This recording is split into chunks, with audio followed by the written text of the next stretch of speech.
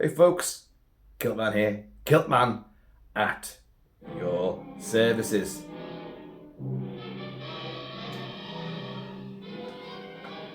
My God, the Gillman is here!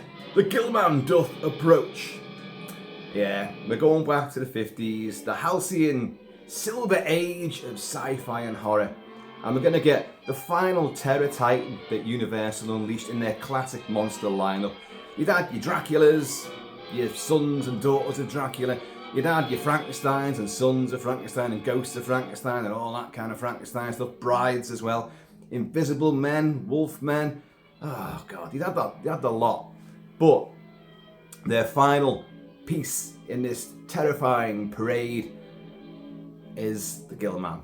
And in the 50s, 1954, directed by the great Jack Arnold, and the great supremo specialist of sci-fi horror movies from that period. I mean, like Tarantula, it came from outer space. Oh, what else was there? The Incredible Shrinking Man. This, many, many more. And this is, without doubt, an unparalleled classic. Iconic creature. Again, you're in the vogue of King Kong and Frankenstein's monster. He's misunderstood.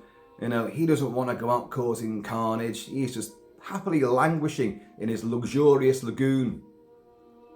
And I've been drinking whiskey. And all of a sudden, Mr. White Man Expedition comes in there, trying to find this missing link, this supposed amphibious missing link between primordial creatures and man, an evolutionary offshoot. And so they invade his land, and they obviously ransack the ecology, the environment, and they incur his wrath. He takes the hots for the young girl that he brought along with him, with them, I should say, and suddenly we're beating a very King Kong sort of tune, aren't we? And it's very, very similar in many ways.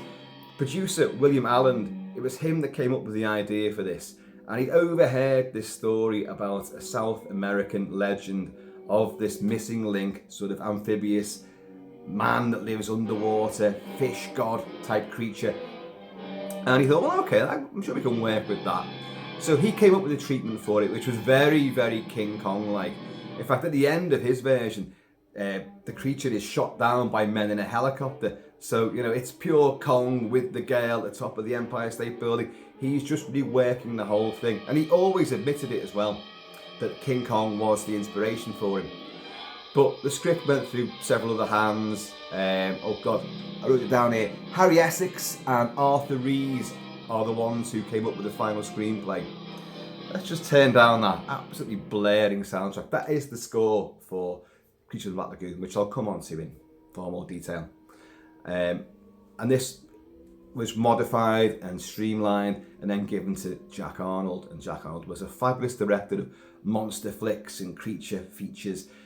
So, The Creature from the Black Lagoon from 1954, shot in glorious 3D. Some of the best 3D I've ever witnessed is in this movie. And it's funny how, you know, you get the likes of Avatar and Prometheus, which are great modern examples of 3D where it's not like just poking stuff in your face. It's actual depth of field and putting you into the environment. Well, back in the 50s, which was the complete fantastic age of this sort of stereoscopic vision, was perfect because they did the gimmicks, but they also, the best people, the best practitioners, also put you in the picture and gave you an astounding depth of field. And I'm thinking, the best examples, even above Avatar and Prometheus and whatever modern example you want to come up with, and let's not talk about post-conversions because they're always shit, but you've got The Maze, you've got House of Wax, which is fantastic, made by a guy with only one eye, so he couldn't even see 3D. He used it mathematically to work out where to put the camera, what angles to use, what shadows to use, how to employ this new technology. I say new, it had actually been around for quite a few decades beforehand, but it really found its feet in the 50s. And Creatures of the Black Lagoon, and it came from outer space, also by Jack Arnold. These are films which employ this technology and these visual conceits and tricks to really make you jump out of your seats and to put you in the movie itself. And they work with exemplary passion and vigour. And this film is one of the best. If you've got the chance to watch Creatures of the Lagoon in 3D, it's available massively in 3D and on Blu-ray, and it looks astonishingly good. Some of the best effects, some of the best visuals you're ever going to see. So, yeah, we've already got the plot. They found this huge webbed skeletal hand coming out of a limestone rock wall in the Amazon jungle. And luckily they've got some American ichthyologists who are just a couple hundred miles up the river, in some big institute doing experiments on lungfish. So they go up there and they go and get these guys back. They mount an expedition because clearly all we found is just this hand sticking out of the wall. Where's the rest of the skeleton? Well, hang on a minute, there's nothing else there. Right, but I've noticed that up there, there's like the land has collapsed and it's formed a lagoon. Maybe that was swept down and the rest of the body could be up there. So they venture on this seafaring, riverboating jalopy called the Rita up into the Black Lagoon. The Black Lagoon was actually filmed in, the back lot of Universal and Florida. And Wickacunda Springs. What was that, Kilt-Man? I've forgotten the name of the actual place where they filmed most of the exteriors. But it's one of them silly, unpronounceable names. Wikipedia Springs in Florida. And it's luxurious, it's fantastic. It's a great location to use, so long as you manage to, not see the telephone poles which are in the background in some shots. They're the beauty of modern, viewing medium, where you can see all these details which no one in the past could ever see. But so you've got Richard Carlson, you've got Richard Denning. These are playing the scientists, and you've got the unbelievably gorgeous Julie Adams. I always have to keep looking at my little notes over there because once I start talking, all the facts just go like the bubbles from when you're swimming under a Black Lagoon. The bubbles going up. All these facts and figures just seem to elude me and drift away. Julia Adams, she was credited as. She now goes by the name, or did go by the name of Julie Adams for a lot longer afterwards.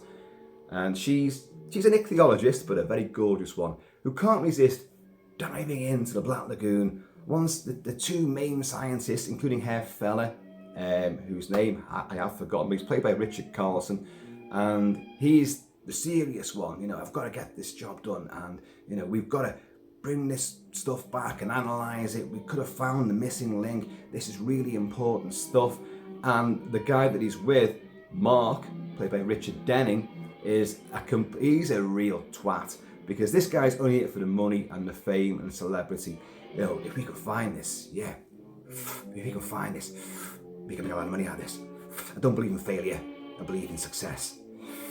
We spent 8 days digging out a skeleton that wasn't there. Okay, we'll go upriver, go to this Black Lagoon then, and we'll see what we can find there. We'll get success yet. Oh, by God, I'll have your head. He's one of those completely, like just pure commercial capitalist bastard. Anyway, and he's also a bit of he's got the hots for Kay, Julian Adams, who's also happens to be with the other guy, the proper dedicated scientist, ichthyologist. And they've been together for 6 months, as we find out. But when the Mexican professor who's found this hand coming out of the wall, and in 3D it comes right out, and you can you're looking over your shoulder at this hand coming out. It's truly astonishing the way they've done that. The film has a lot of webbed hands coming out of the screen at you from all over the place, and he says to this couple, this young couple, I mean, she's probably about 26, he's probably about 40. This was back in the 50s, that kind of relationship in movies was always the thing. And he said, but why don't you two get married? And they're like, oh, but we spend all our time together. Who needs a bit of paper to say that we're married? And it's a very sort of, I don't know, forward-thinking, and this film has a lot of that in it, which we'll come on to, a forward-thinking notion that a couple could spend so much time together they might as well be married. Whereas back in that day, in that era, you know, if you were together for, you know, 6 weeks, you'd kind of be expected, right, well, when's the big day? And then get married, church bells, baby on the way, come on now. It was the set sort of thing. That was the standard status quo. So this was kind of having a bit of fun at that sort of expense. No, we've been together for 6 months now, you know, but they're clearly in love. But this other guy, Mark, the capitalist, the one who's heading the expedition, funding it, but wants all the fame and glory, he's like, you know, he sees their affections for each other. And when he and the other guy go underwater doing some expedition investigatory stuff, he's always like, she's like, oh, but I'm so concerned about you when a fella comes back. Well, I hope you're concerned about me as well there, Kay. Oh, of course I am, Mark. You know, these two are going to be at loggerheads before long, which does happen. So they do go further upstream and they do encounter the Gillman. The two guys have gone down below and they found rocks and stuff which they can confirm from the Devonian age. These are rocks that the hand came out of in the rock face further down the river. So right to the skeleton and any other relics and fossils could be up here. So we've got to keep investigating here. And he finds some, like, you know, primordial vegetation down there on the riverbed. Brings them back for Kay, and they do some investigative work downstairs. Well, she strips off down to for that day, for the 50s, 1954, a very skimpy, high cut over the thighs swimsuit. Dives in, and the famous scene of her swimming across the top of the lagoon while our guy, the Gillman, is down below. He wakes up. Oh, what's that? Who's that? Oh, I don't know what it is, but I likes it, I does. So he swims up and he begins to mimic her movements as she's gliding across the surface of the lagoon. He's underneath and he's making all these fantastic simulated mimicking movements. Very, very highly sexualized, very highly erotic. Although, as Jack Arnold always said, you know, it wasn't meant to be hitting you in the face with this. You know, it was meant to be more subtle. You're meant to get this. And now, back in the 50s, I can imagine the audiences probably didn't really go, ooh, naughty Gillman. Ooh, I'm feeling very uncomfortable sitting here. Give me that tub of popcorn. You know. No, don't put your hand in just yet. And because it is highly, highly sexualized. Steven Spielberg would famously mimic this at the start of Jaws, where he has young Chrissy Watkins, skinny dipping, and we have the shark's eye point of view, and she's gliding across that moonlit water. Very, very similar. And the Gilman clearly takes a fancy to it, like King Kong takes a fancy to Ann Darrow, because this is something new in his environment. He doesn't like the men folk though. He's already killed 2 of them.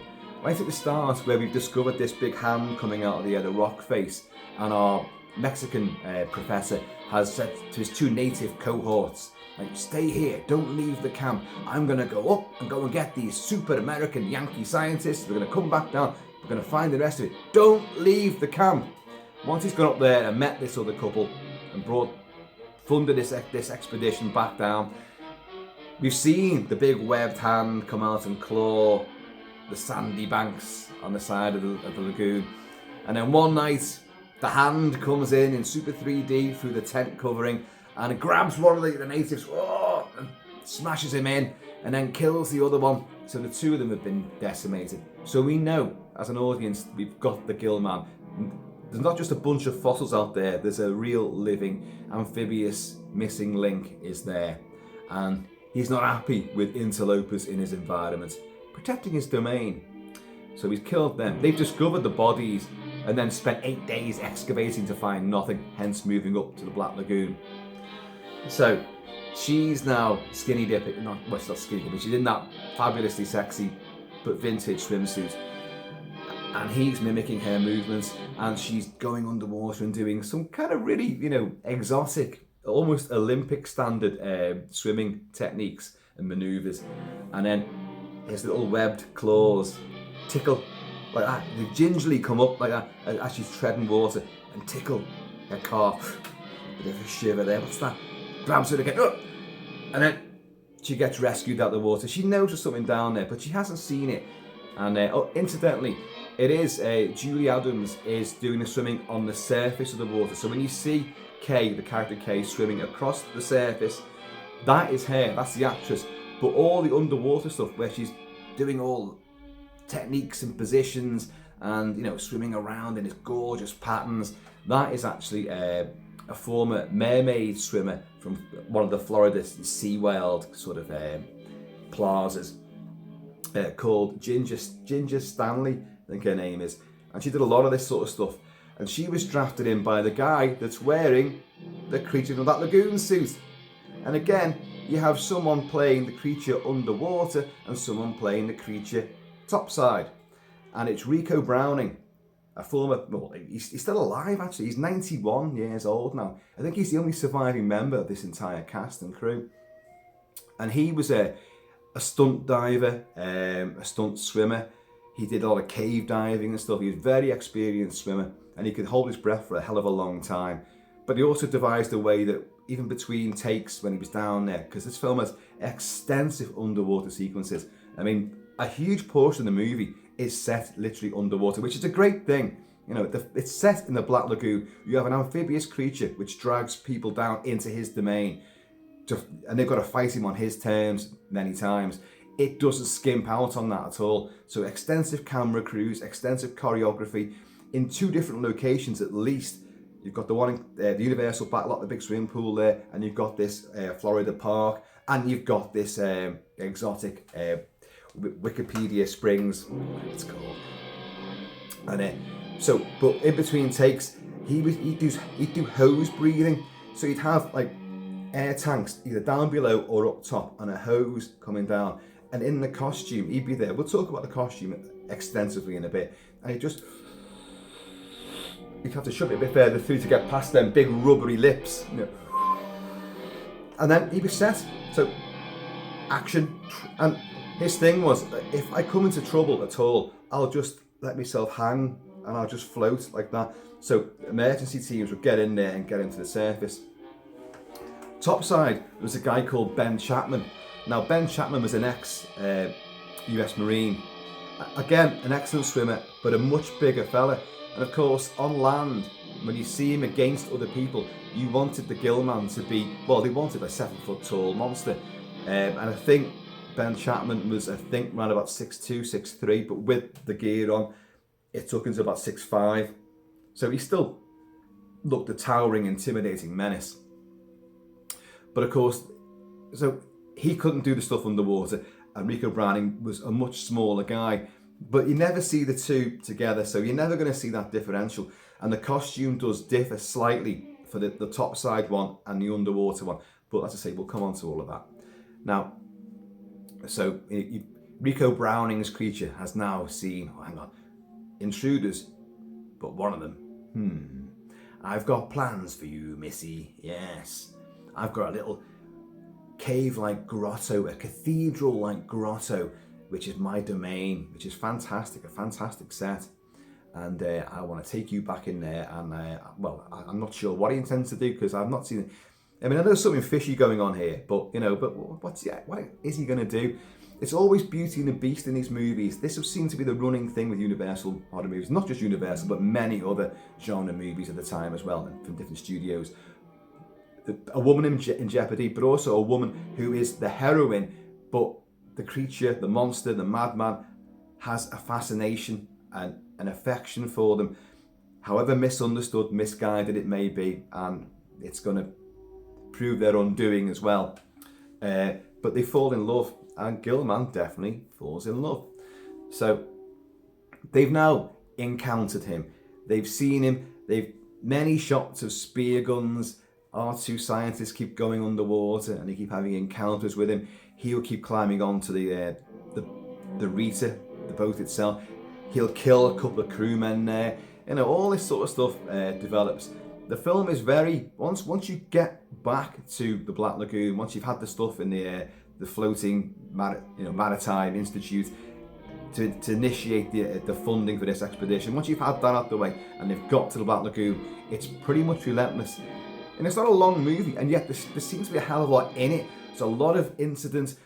They use rotenone. It's a poison. It's like a pesticide, which in the film they use it to. They say that natives use it to paralyze the fish, so it's easy to catch the fish. Now, in the film, you have 2 scenes of them sprinkling this stuff. First time it's just over the top of the water. Their plan is, well, if it brings the fish up, it might knock him out and bring him up and we can capture him. So, at first time they sprinkle it around on the surface and all that. Then that has no effect, it just brings up the fish, doesn't really bring him up. So then they use these little sort of dissolving I don't know, lumps of it and drop them like little depth charges down so they sink and fizz up like bath bombs. And that does work, and they do manage to knock him out. After he's been chased back to his grotto, he kind of collapses, and he's gone for the attack on Kay, Julian Adams, and another guy, one of the sort of native sort of workers on staff members on board the Rita, and he goes for her, but he's slightly drugged up, so he comes out with his big webbed hands are going like and she sees him, screams, and this other guy runs for him with, I think, a machete or something like that.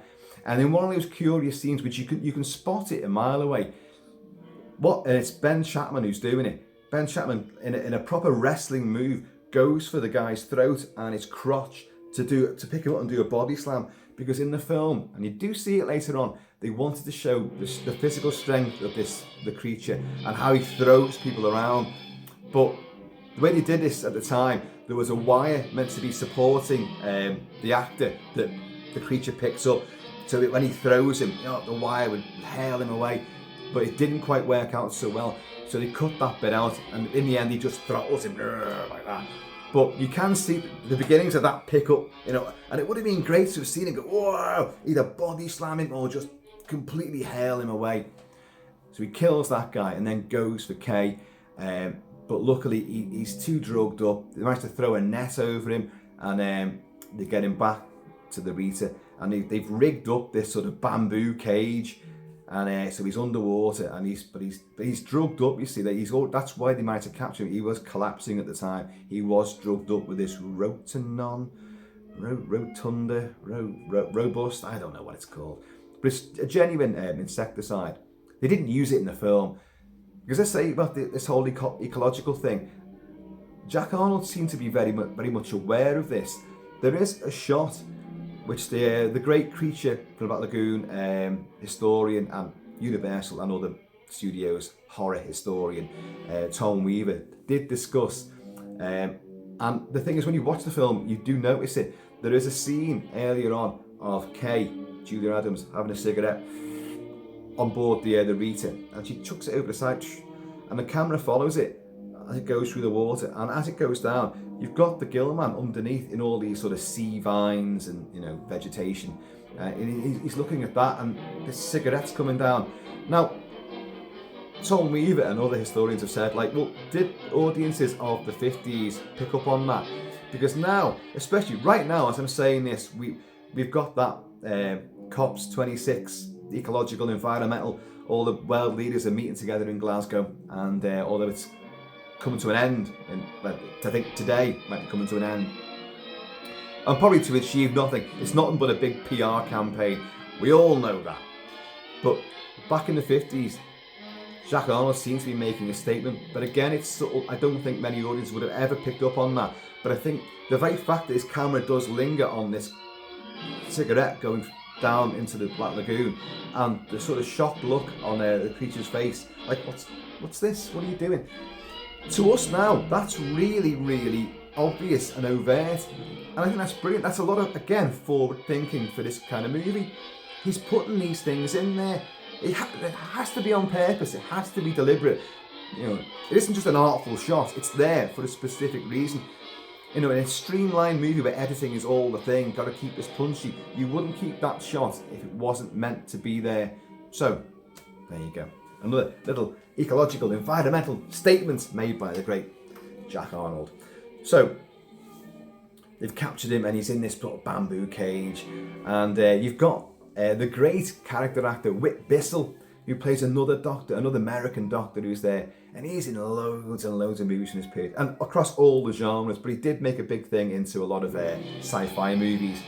And I find it touching that being a lover of firearms from all eras, but particularly from the 18th and 19th centuries, and they're all equipped with Winchester 1892 repeating rifles.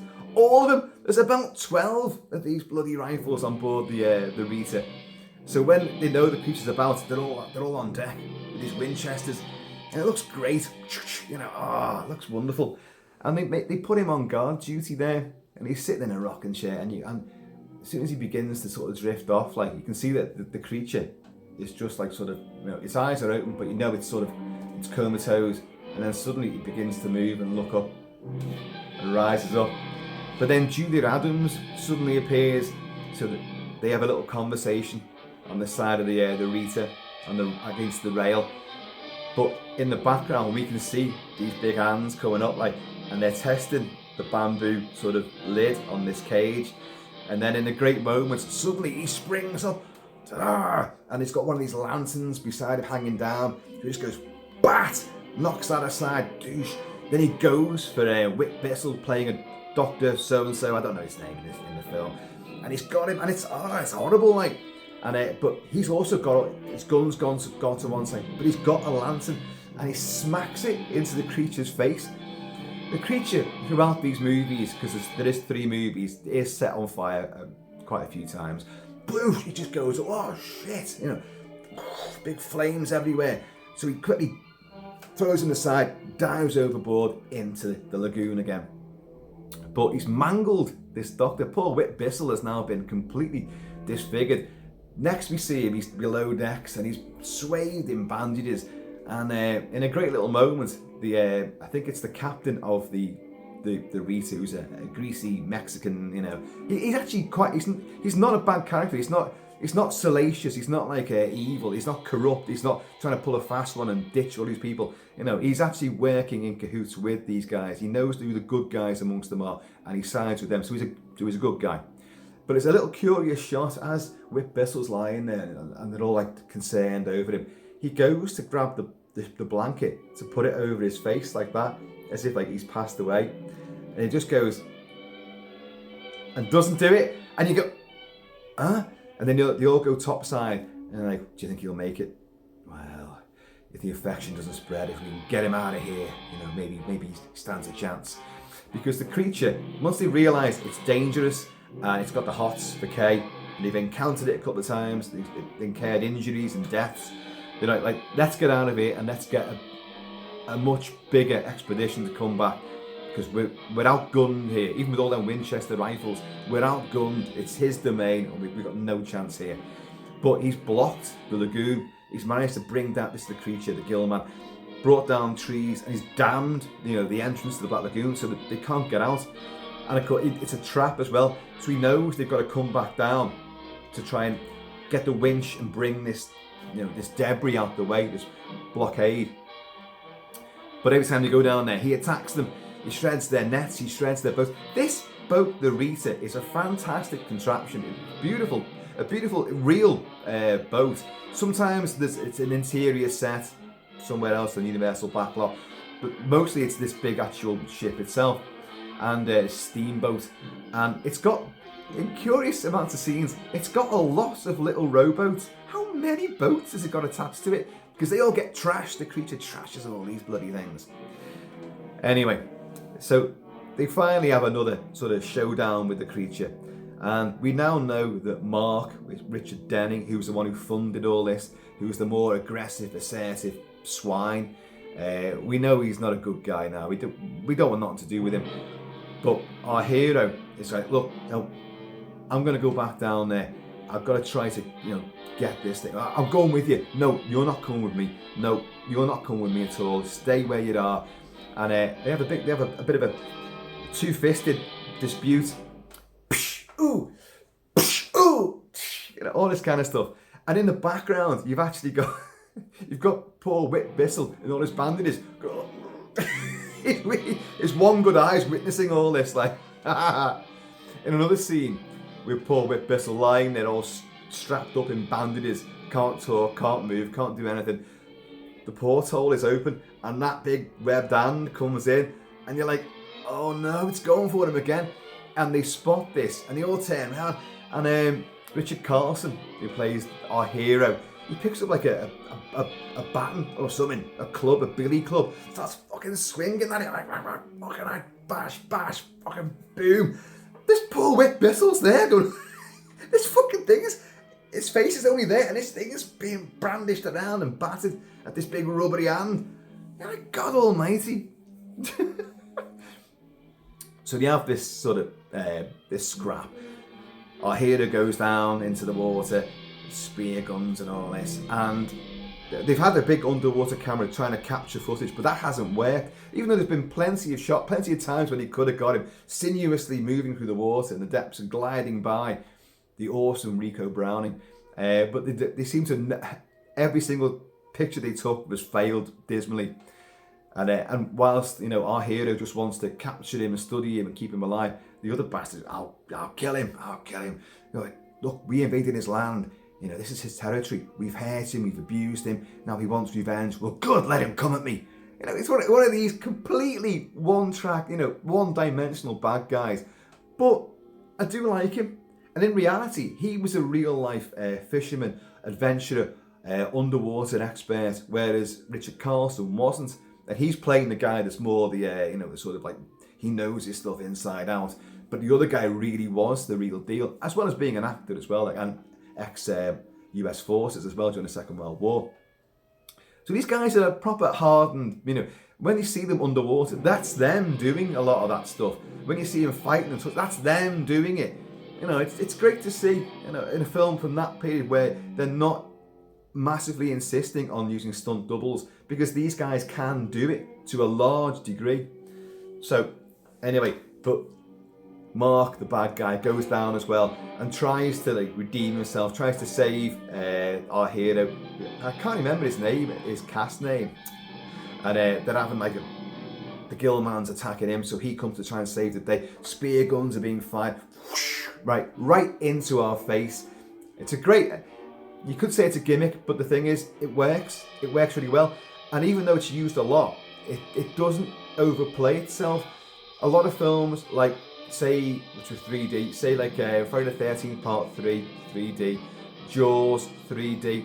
There's a connection between Jaws 3D and this, which we'll come on to. Lots of things are just waggled in your face, hypodermics, and then squeezed and it's into your face. Spear guns, harpoons, all this, but it's too overt in those examples. Whereas in this, it actually really, really works. And even when you watch it flat, these effects in a 3D movie, when you've got these things, you go, oh God, well, that was clearly a 3D effect there. When you watch Creatures of the Lagoon flat, as many people did for many generations, you didn't think, they're not half putting that in front of the camera, aren't they?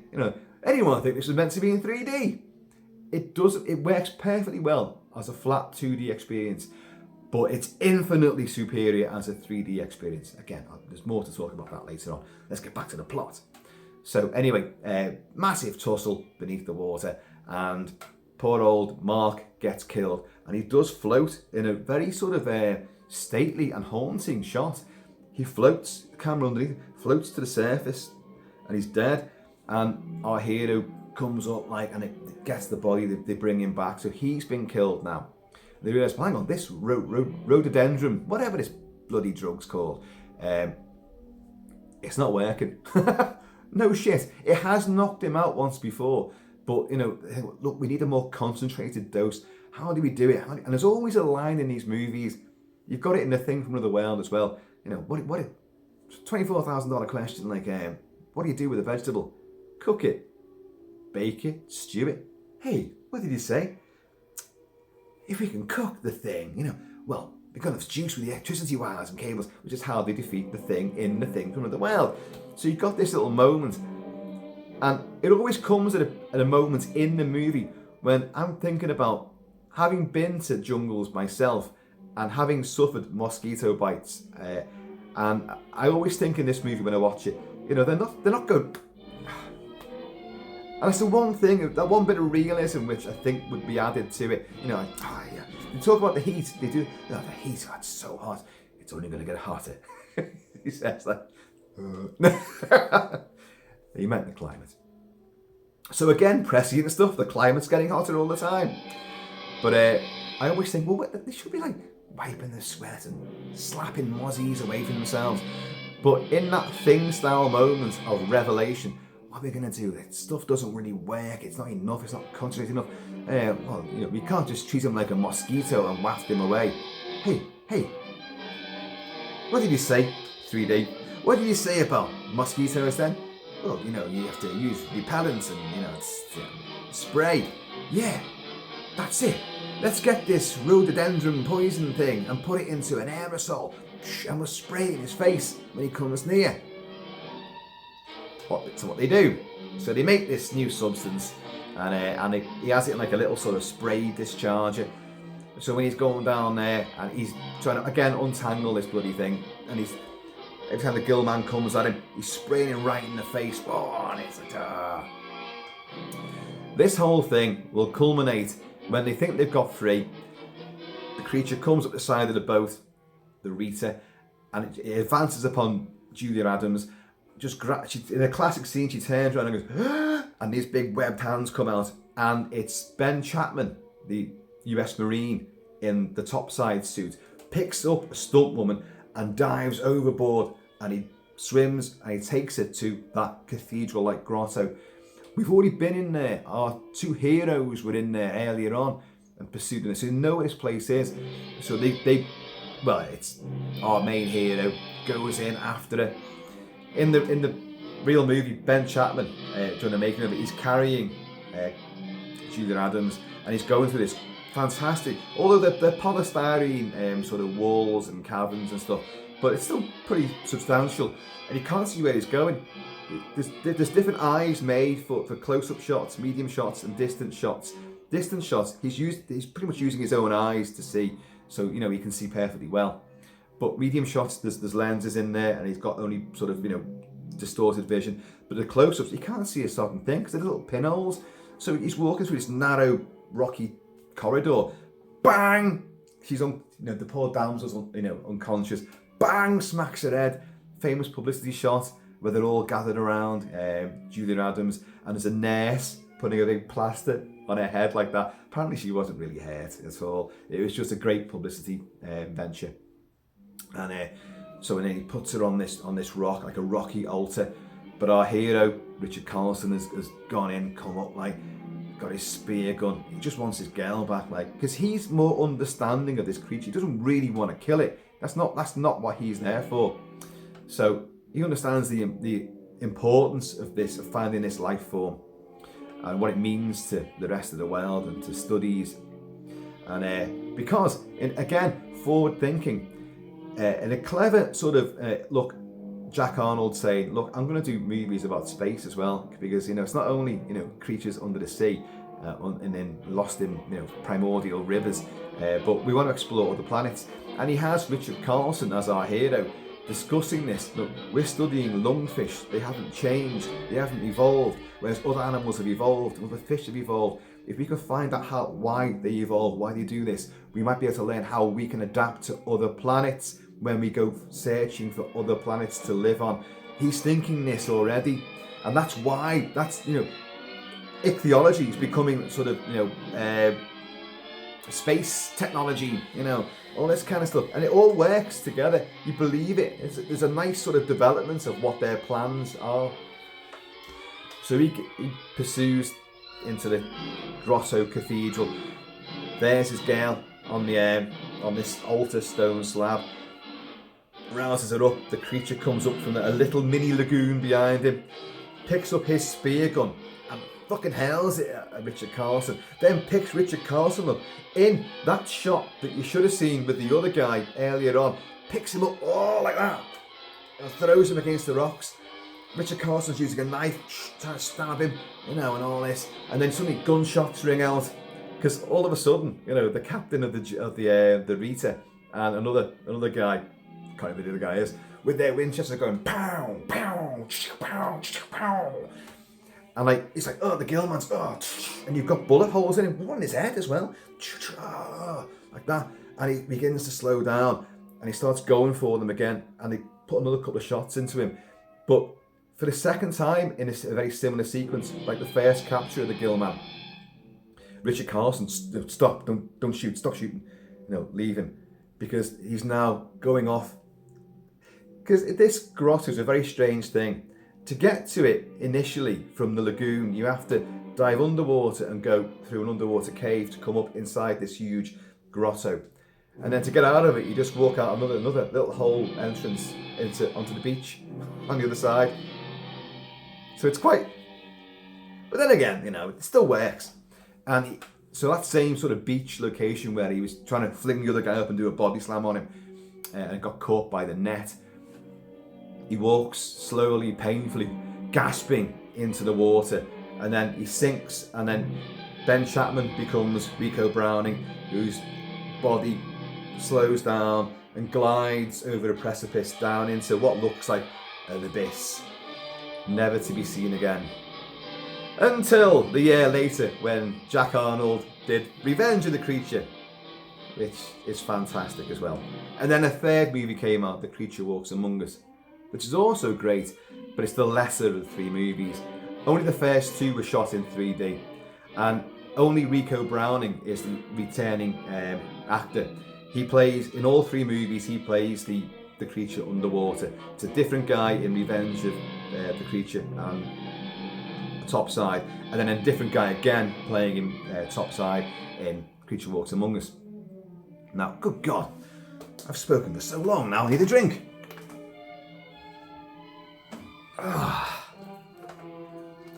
Thirsty work, going paddling down the Black Lagoon.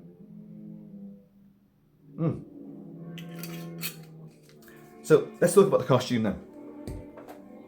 Well, what better way to illustrate it than this fantastic figure, which has just come out from Jada Toys. There are millions of Creature from the Black Lagoon action figures and statues and merchandise, millions. This is a brand newbie. It came out a few weeks ago, as far as I know. And it's a bloody good rendition of it.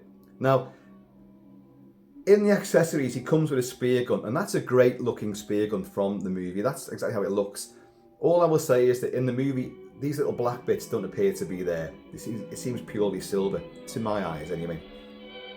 But I know people going, oh, well, you put the spear gun, he has interchangeable hands, and they say, well, you just put that gripping hand, and he holds a spear gun, he puts his webbed finger through the trigger.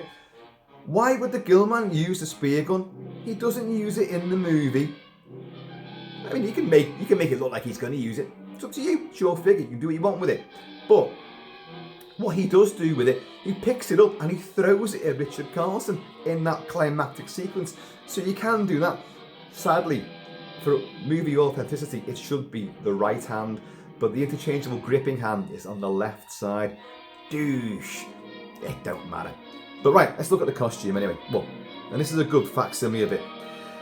In all publicity shots, which were in colour, he was highly colourised. He was more glossy, more gleaming. There was a lot more red going on around the lips and on the gills and on the fins on his back. There was a lot more colorisation taking place. As Julia Adams always said, in actual fact, it was moss green. It was just a very basic moss green, and the reason for that was that keep it that sort of texture, that sort of colour, without too much going on. It would provide more shadows, and in the expert superb lighting underwater and topside, you see lots of glimmering. You see all the bobbles on various parts of his body, all the scalage, tons and tons of scales. This beautiful tiger stripe sort of pattern, which I don't know if you can see that there. That's one of my Vietnam tiger stripe pattern fatigues. it's very similar, this sort of tiger stripe effect. But these guys, the two guys that wore the costume, it was, for the underwater one, for Rico Browning, it would be like a neoprene suit worn with the scales are fastened onto him, bolted on, screwed on, glued on. And they said, look, your eyes, how are you going to see? Do you want to use a faceplate? Well, no, that's going to be too bulky. It's going to push the mask out. Okay, how about goggles then? He said, well, no, goggles aren't going to work either because they're going to fill it with water. And how am I going to get them out, the water out? I'm stuck underneath it. I'll just use my real eyes to look out. So, well, obviously with the creature's sort of eyes, but nothing protecting underneath. So, and he did that exceptionally well.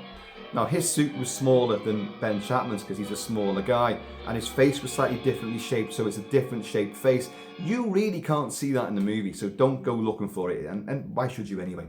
Just accept it for what it is. And it seems seamless to me when he climbs up, when you see him climbing up the side of the Rita, and they've used little hidden step ladders underneath and steps because obviously, once you come out the water, that suit weighs an absolute ton.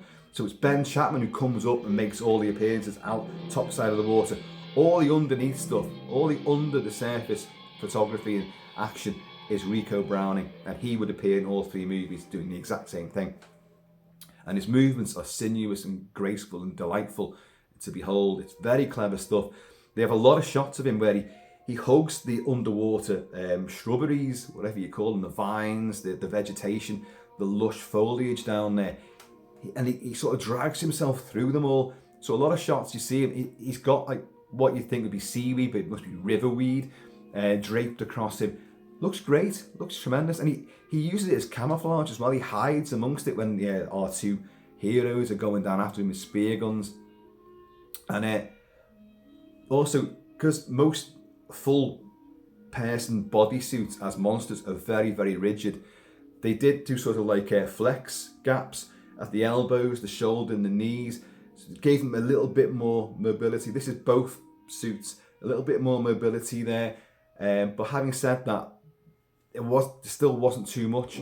So Ben Chapman always said that between takes when they're trying to feed me, and I take the mask would come off, the helmet as they called it would come off, and I could eat, but I could barely move my arms and I couldn't sit down. So they have to like put him against like a wall or something and have a high table for him to try to eat. And then they'd end up feeding him as well because he couldn't really bend his bloody arms. But it still is an incredible achievement. Now, there's a lot of controversy, or at least there was a lot of controversy over who created this suit. But, we know who created the suit. And it was a great, a very, very attractive woman called Millicent Patrick, who was a graphic designer, an artist. She worked on makeup and special effects and costume design in the movies. She designed that look. The face that you see there is what she designed. The body, the shape, the claws, the hands, the feet, the spines, the fins, the gills, everything. She created all that. What they did in the movie, they mimicked pretty much exactly what she drew, her initial design. Now, there had been a previous design which was very much streamlined, very smooth, and they rejected it because it's, well, yeah, that looks good, but hers looks far better. Compared to what that looks like, the finished article, this one with the initial design looks more female.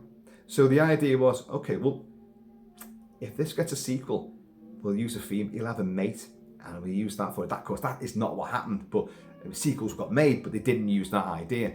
So, because he didn't fancy green gilled, fishy ladies. He wanted buxom blondes and gorgeous brunettes, from top side. That's what he wanted. Who can blame him? But, so that was never used. But that more aggressive, sinister, more definitely amphibious sort of look is iconic now. Millicent Patrick did that.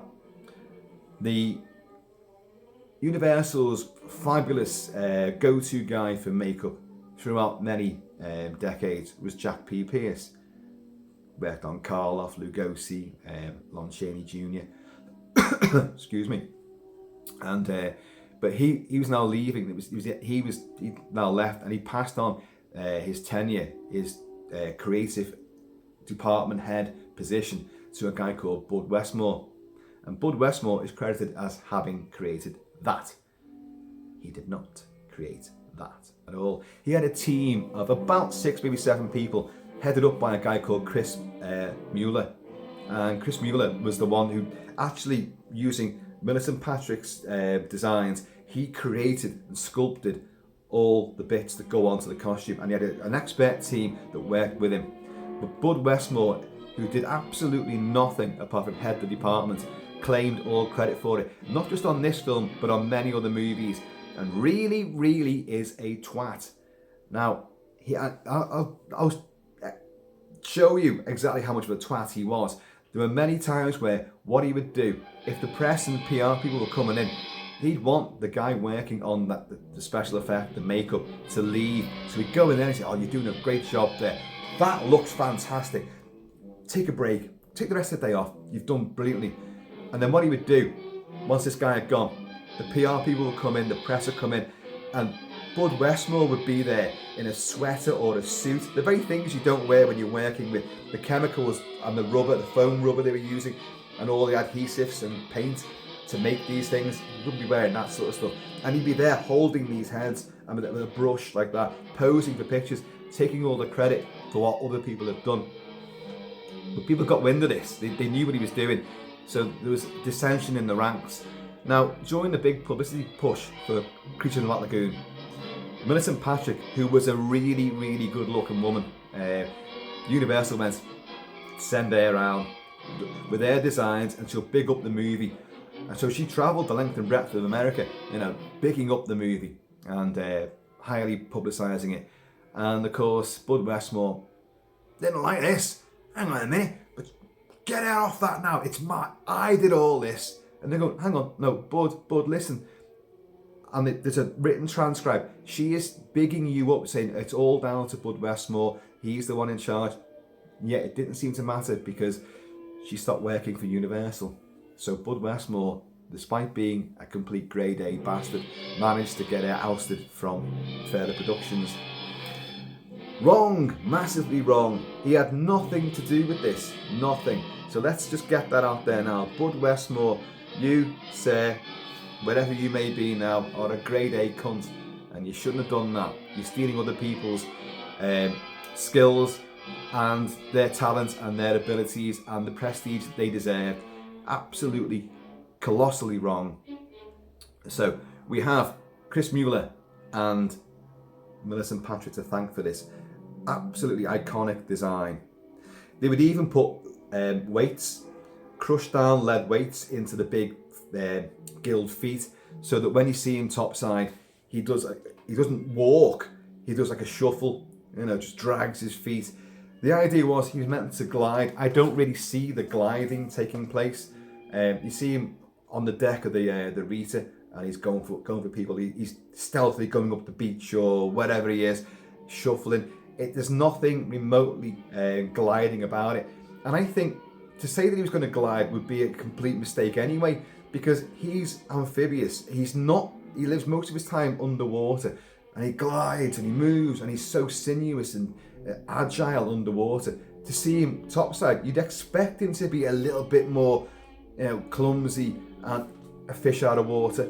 So he'd be dragging his feet, the weight, the pressure, it's just not the same for him. So to see him dragging his feet like that actually works better, but it goes against what the whole principle was. You almost want to see him glide, like some kind of ice skater. That does not come across. He looks heavy, cumbersome, which of course a guy in a heavy suit is going to be anyway. But that suit's fantastic. You've even got the gills that move. So in certain shots, and the shots underwater and topside where this happens, and they've got like little pumps and air bladders, so people are off camera are just pumping these things, and they go, and it really works. It's almost like arousal.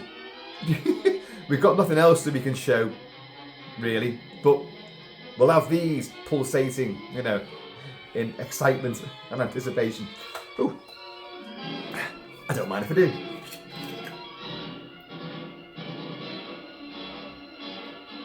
The score. is alarming. It's by, oh God, who's it by? Hans J. Salter, Herman Stein, and the great Henry Mancini. Now, Herman Stein and Hans Salter worked on many Universal horror movies, and the score for Creature from the Black Lagoon is actually a very short score. When I say short score, it's short as in music composed directly for this movie. A lot of the music you hear in the film is actually brought in from other movies which these guys have worked on. So you've got stuff from dramas, you've got stuff from thrillers, you've got stuff from westerns in there as well. You've also got stuff from Hans J. Salter, from The Wolfman, yes! And in fact, the bit was just on there, which is from The Wolfman. It's lovely, but that bit there, ba ba ba, that is the absolutely definitive sound of the Gillman. And I think, I'll be wrong in this, I won't get the figure right on this, but you hear that ba ba ba so many times in this movie that it'll haunt you forever. And it's got to be about 40 to 50 times in the film that you hear that. And that is his signature theme, this 3-note blaring, muted, fluttered trumpet. Obviously that would have worked better playing a trumpet, but I'm not one for blowing my own trumpet, honestly. But that became a great signature, highly iconic and recognisable, memorable theme from all these movies. And it goes beyond being too much, because you kind of expect it and you're waiting for it, and it's jolting, but it's great at the same time. So you've got 3 great composers: Henry Mancini, Breakfast at Tiffany's, Life Force, one of the greatest main themes and end themes ever for a movie. And who'd have thought he'd have done that after doing all these romantic comedies and great little sort of family-friendly sort of stuff. The Pink Panther theme, he went from that to doing a zombie space vampire, highly nudity-filled Life Force movie for Cannon, Golden Globus and Cannon movies. Who thought he'd done that? And yet he came out with some fantastic music for it. There's the Wolfman there. Brilliant stuff. And it moulds very well. A lot of the Universal movies throughout, from the 30s, the 40s, 50s, would regurgitate music from other movies. And again, far from being like, oh God, they just hate the way they do that. It's just cost cutting, just ripping each other off. No. It's part of keeping the cost down, of course, but it is part of the umbrella, nostalgic charm and affection that fans like us have for these movies, recognising all these things, recognising the same characters, or the same character actors cropping up again and again, and the same stories being, retold, and slightly different people playing the same monster in different movies. It's all part of it. This is where you can't really repeating this sort of thing.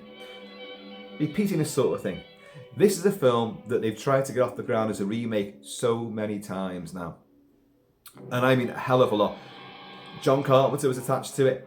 You've had, the Rob Zombie one, that was a joke. That he was never doing it. For folks, don't worry, Rob Zombie is not doing the poor white trash, trailer trash version of The Creature from the Black Lagoon. He's not doing it. But John Landis, after American Werewolf in London, John Landis approached, again for Universal, Jack Arnold, who was still around, and said, look, we want to remake this. I want you to be involved in it. So they had a script, they were going to get this off the ground, and it was going to be in 3D as well, a remake of Creature from the Black Lagoon. Jack Arnold was always saying, well, hang on, why can't we just do another sequel? Because I've already done 2 sequels to my original movie. So why can't we just do another sequel? Why have I got to remake it? But in the end, Universal pulled the plug on it, and they went for, unbelievably, Jaws 3D! Which is, yes, a big floating 3D turd.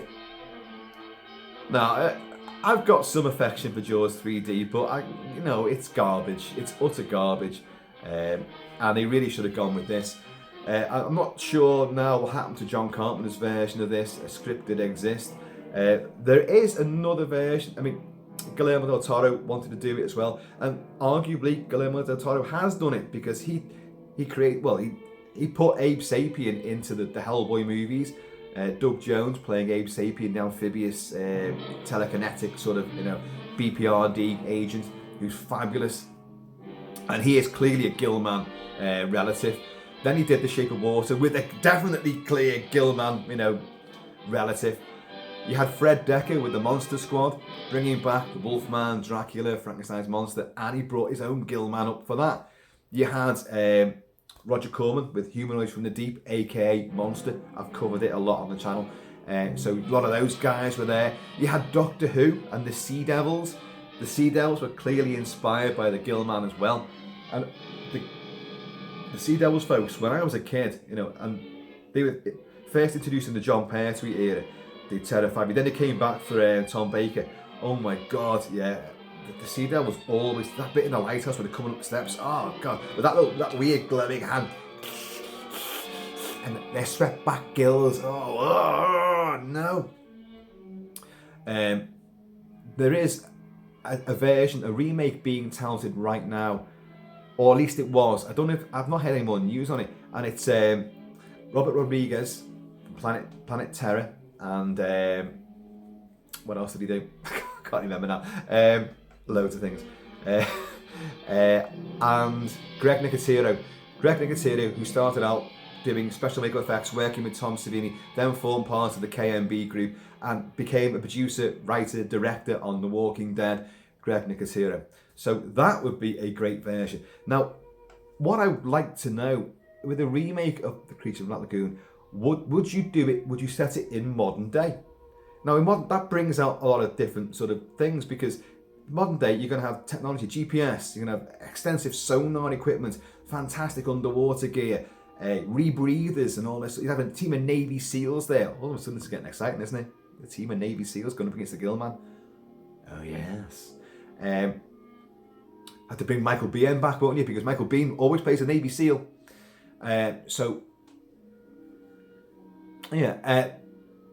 Would you set it in today's world? Or would you do a throwback like Peter Jackson did, a throwback with King Kong to the original time period of King Kong in the first 1933 movie?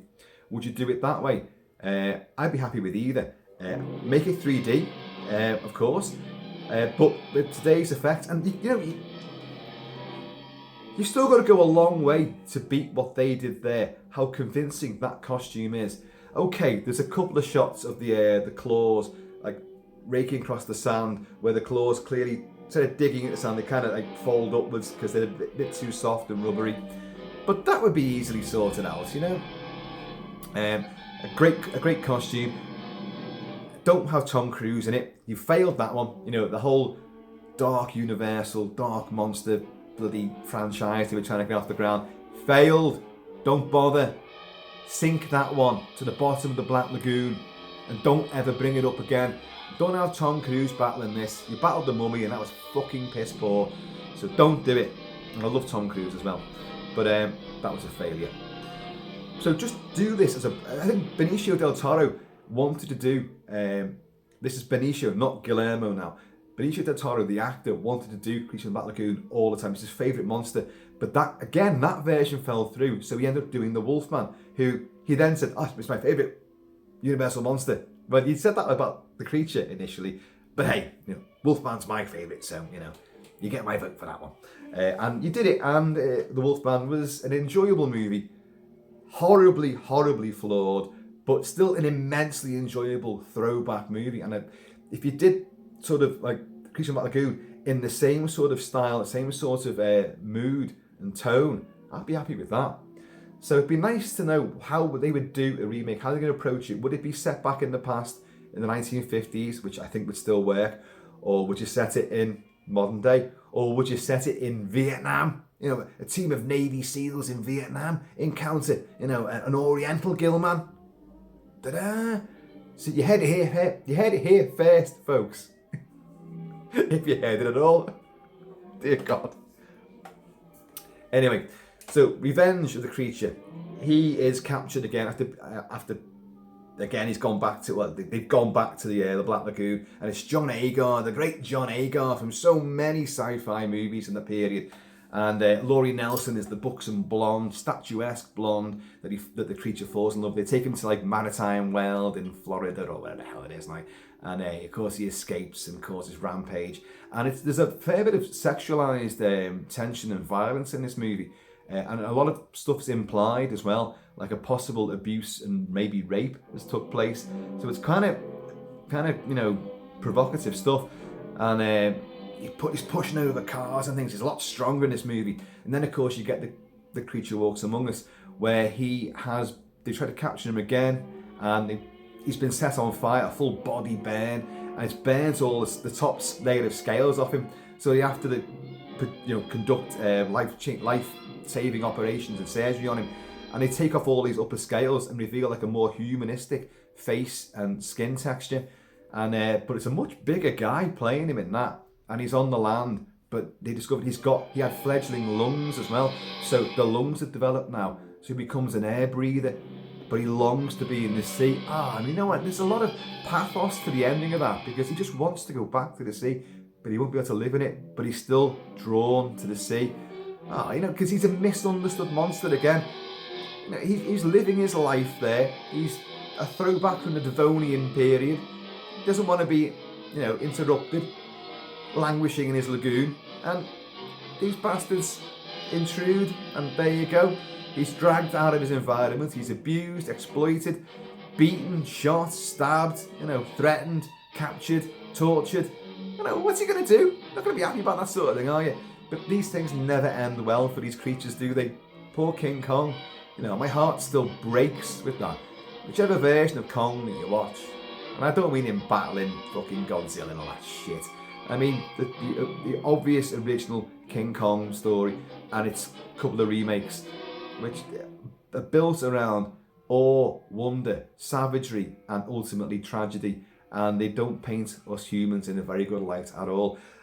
Which, again, foreshadowing, forward thinking from Jack Arnold, humans do not come out of this Creature of that Lagoon, looking very good either. Because we're the ones that went in there, interfered, and fucked things up. Because you're left at the end of this first movie, you think he's died, he's drifted down to the depths, and he's not moving at all. He's been shot and stabbed and all sorts of harpooned and spear gunned. Christ almighty, set on fire. It's not fair. It's like Michael Myers. But of course, Michael Myers is not supernatural. He's just a man that can be shot, stabbed, burned, set on fire. Well, burning and set on fire, same sort of thing. Fall off balconies, be stabbed multiple times, but no, and then get up again. Fingers blown off, shot through the face, shot in both eyes. Doesn't seem to stop him, but nothing supernatural. This guy, on the other hand, is a different evolutionary creature. We don't know what his recuperative powers are, and it's a film from the 50s, and it's fucking awesome. Folks, if you have not seen The Creature from the Black Lagoon, then you really, really do owe yourself a massive, massive treat to put that on. And if you've got the big 3D screen, I know people aren't bothered about 3D now, but the best way of viewing this movie genuinely is to watch it in 3D. It really, really is, because it's so groundbreaking, so revolutionary. And of course, I think it was the first film to use underwater 3D. So you've got all bubbles and fish and vines and things, and you're going through all this, the spear guns coming at you. People, a bit like the Star Destroyer in Star Wars, you've got characters literally swimming over your head, and you're like, whoa, Jesus! A pair of skimpy trunks going overhead, you're like, oh, I didn't mean to see that. Not in the definition of Blu-ray, and but it's wonderful stuff. And again, just watching like stuff in the foreground, plants, foliage, and in the midground you've got the Rita travelling down. You've got all the crew and all the cast on top of it, and then behind them you've got foliage and trees and telegraph poles. Don't look for them. And then the camp sets and all that, like the tents and everything, and just people in a room below decks. You've got tremendous depth there as well, and the hands coming out. It is a wonderful experience that really employs the techniques and the style to absolutely incredible levels, folks. And even beyond that, it's a great, great movie. Once you get to the Black Lagoon, it is unstoppable. Attacks, traps, captures, attacks, traps, captures. It just goes on and on and on. Kills aplenty. So, folks, the creature from the Black Lagoon. Fucking awesome. Just trying to think. Anything I missed out? No. So, all that remains for me to do now is to have a final swig of this. Let's say final. I'll hit stop button and I'll drink the whole bottle. If I was like Rico Browning underwater, you do. I've been told you do hose breathing. Yeah, but I don't want air coming down here. I want whiskey. Just pump whiskey down there. You know. Glug glug glug glug glug glug. So, folks, I hope you enjoyed that. The creature from Black Lagoon. Long overdue, really.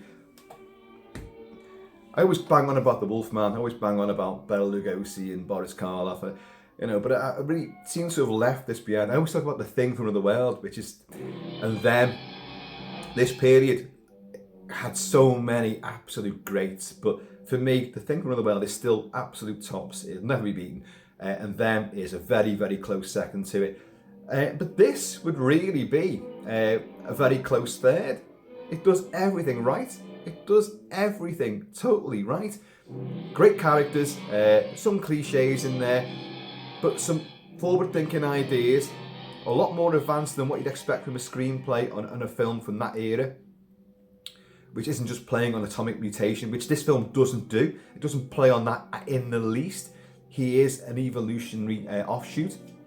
And you've got this thing about like space travel as well. A lot of it works. The other two films don't do that as much. Although Revenge does bring in Clint Eastwood in his acting debut with a rat in his pocket. There's a rat in me pocket, what am I gonna do? Anyway, folks, I have been and always shall be Kilt-Man, so let this rambling end, because I'm gonna go skinny dipping in the Mersey, the River Mersey. I think I'd rather be in the Black Lagoon than the River Mersey. And apparently we've got dolphins in there now. Climate change.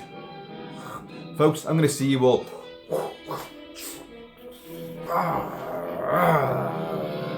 Namaste.